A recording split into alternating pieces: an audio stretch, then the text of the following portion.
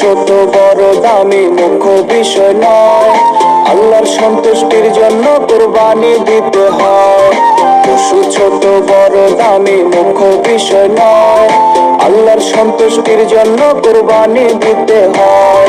নিয়তটাই বড় কথা আমরা সবাই জানি, মুসলিম পিতা ইব্রাহিমের ধর্ম আমরা মানি। কুরবানি কুরবানি কুরবানি, ত্যাগের মহিমায় দাও কুরবানি।